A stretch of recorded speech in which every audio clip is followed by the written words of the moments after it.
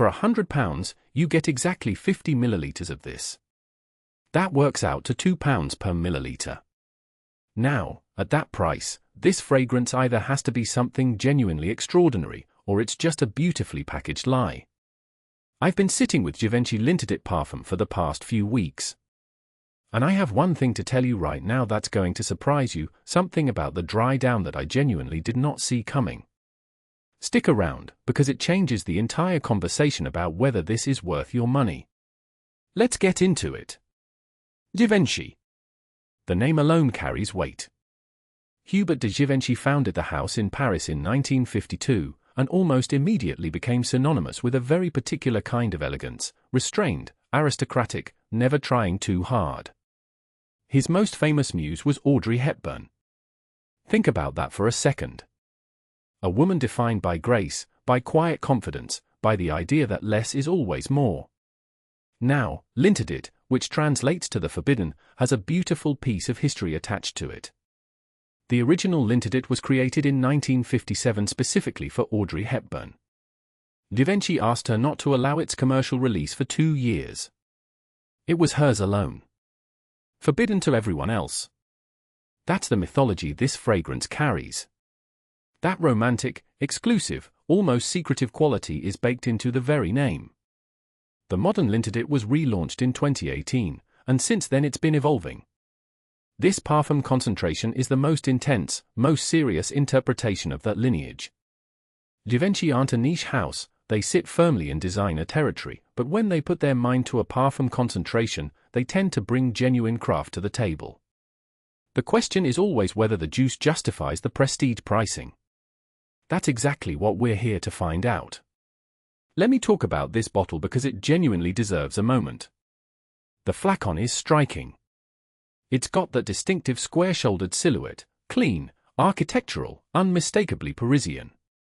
The glass has a slight frost to it, almost milky, which gives it this softened, dreamlike quality.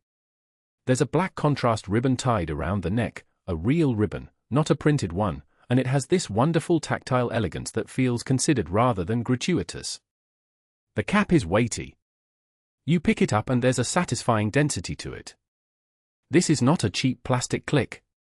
It feels like something you'd leave out on your dressing table because you want people to see it. The parfum bottle differs subtly from the eau de parfum version. It has a slightly deeper color to the glass, a touch more gravitas. It communicates intensity before you've even sprayed it. Is the packaging worth part of that £100 price? Honestly, yes, to a degree. You are paying for presentation here. But the good news is it doesn't feel like pure theatre. The bottle matches the fragrance inside. It promises something serious. And mostly, that promise is kept. Right. The moment of truth. The first spray hits you like a cool gust of white florals and darkness colliding. There's this immediate duality, brightness and shadow in the same breath. You get something fresh, something almost luminous, and underneath it almost instantly you sense a smoky, slightly earthy undercurrent pulling downward. The opening is confident.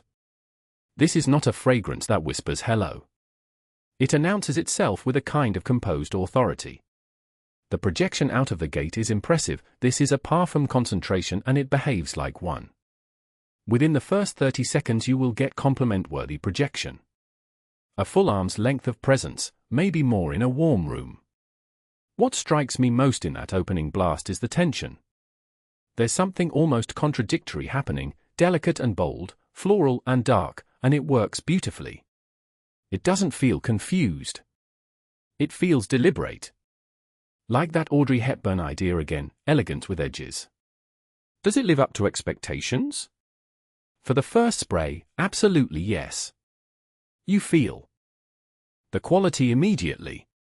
There's a smoothness to the opening that cheaper fragrances simply can't replicate. The ingredients feel expensive.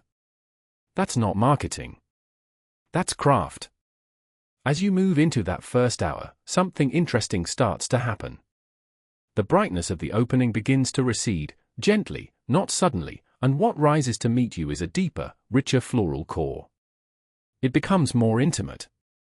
More serious. The heart of this fragrance is where L'Interdit Parfum really distinguishes itself from its siblings in the range. This isn't the lighter, more playful L'Interdit Eau de Toilette. This is something with intent. The florals here are lush, but they're not candy-sweet. There's a density to them, a weight. What surprised me, and this is something I wasn't prepared for the first time I wore it, is how a subtle woody, almost incense-like quality begins to weave through the heart. It never takes over. But it's there, threading through the florals like smoke through white fabric. And that contrast is genuinely beautiful. Around the 45-minute mark, L'Interdit Parfum starts to feel genuinely skin-like. It stops feeling like something you applied and starts feeling like something that belongs on you. That transition, from fragrance to second skin, is the mark of a well-constructed scent. And here, Givenchy execute it well. Okay. This is the part one told you about in the hook. This is where it gets interesting. 3 to 4 hours in, something shifts. The dry down on L'Interdit Parfum is darker than you expect. Significantly darker. That smoky, incense-like quality I noticed threading through the heart? It comes forward in the base. And it becomes genuinely compelling. There's a warmth here, a skin-close, sensual warmth, that makes this fragrance feel almost intimate. Like it's meant to be discovered up close rather than projected across a room. The dry down is quieter than the opening, yes, but it's more interesting. More complex. And here's the thing I genuinely didn't expect, I preferred the fragrance at hour than I did at the opening. That's rare. Most fragrances give you their best game up front and then fade into something generic and powdery. L'Interdit Parfum does the opposite. It earns your attention over time. It rewards patience. The soul of this fragrance, what it truly is at its core, is dark, warm, sophisticated femininity with a slightly gothic edge. If you came expecting straightforward white florals and sweetness, the dry down might actually unsettle you slightly. In a good way. In a very good way. This is a parfum concentration and it performs like one. On skin, I'm getting a solid 8 to 10 hours of genuine presence. On clothes, shirts, scarves, we're talking well beyond 12 hours.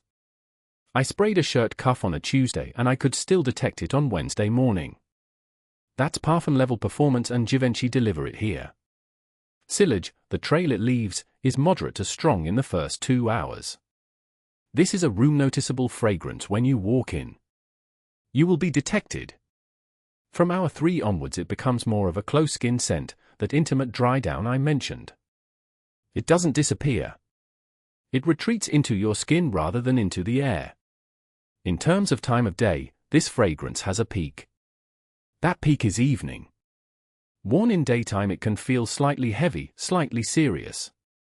Worn on a cool evening, or into a night out, it absolutely comes alive. The Sillage on cold air is particularly beautiful. Fragrances project differently in lower temperatures and L'Interdit Parfum benefits enormously from that.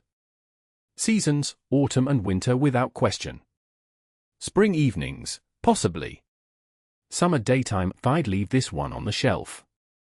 Let me paint you a couple of pictures. If you're the type who wears all black, not because it's practical but because it's a statement, if your idea of dressing up is something understated but expensive, if you'd rather someone asked about your perfume than your outfit, this is your fragrance. L'Interdit Parfum was made for exactly that sensibility. If you're someone who appreciates fragrance as a ritual rather than a habit, who takes 30 seconds in the morning to apply with intention, who doesn't just spray and walk away, you'll love the journey this takes you on. The fact that it gets better as the day progresses will genuinely delight you. And if you're building a fragrance wardrobe, if you already have something fresh for the office and something sporty for weekends and now you want that one serious evening anchor piece, this is the fragrance you've been looking for. Who should not wear this?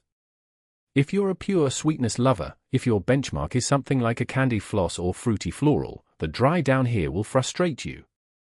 This is not a crowd-pleasing, universally approachable scent. It has a dark signature and it doesn't apologize for it. Also, if you're someone who genuinely runs hot and lives in a warm climate year-round, this concentration in summer heat can feel oppressive. One spray becomes overwhelming very quickly. Let's be straight about the numbers. £100 for 50 millilitres. That's exactly £2 per milliliter. In the context of parfum concentrations from heritage French houses, that is actually, and I mean this, competitive pricing. You're not being gouged here. Comparable parfum concentrations from Dior, Chanel, or YSL sit at similar or higher price points for the same volume. So the comparison is fair. The question is whether the liquid justifies the spend, and I'd say, largely, yes. You're paying partly for the name, absolutely. But the quality of the composition, the longevity, the evolution over time, that's genuine value. If you want something that scratches a similar itch at a lower price point, have a look at Victor and Rolf Flowerbomb Parfum. Similar dark floral DNA, slightly warmer character, and it often comes in at a softer price. It's not identical, but if budget is the constraint, it's worth exploring. My score for Givenchy L'Interdit Parfum, 7.5 out of 10. Here's exactly why.